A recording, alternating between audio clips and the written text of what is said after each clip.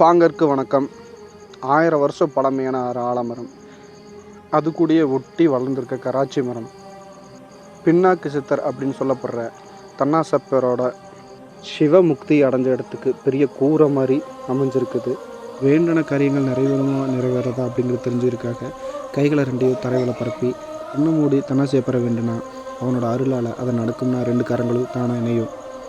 இந்த கோயில் அமைஞ்சிருக்கிற சொல்லே நமக்கு மன அமைதியை கொடுக்குது. பெருநாயக்கன்பாளையத்துலேருந்து ஒரு 6 கிலோமீட்டர் தள்ளி செல்வவரம் அப்படிங்கிற ஊரில் இந்த கோயில் அமைஞ்சிருக்கு.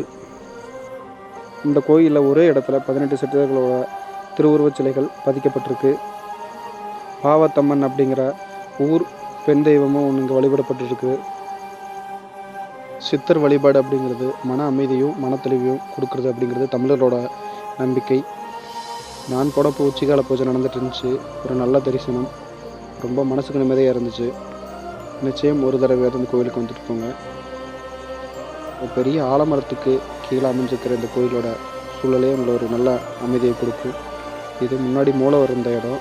இது மாதிரியான தகவல்களுக்கு நம்ம சேனலை சப்ஸ்கிரைப் பண்ணுங்கள். உங்கள் எண்ணங்களை கமெண்ட் பண்ணுங்கள். வீடியோவை ஷேர் பண்ணுங்கள். நன்றி.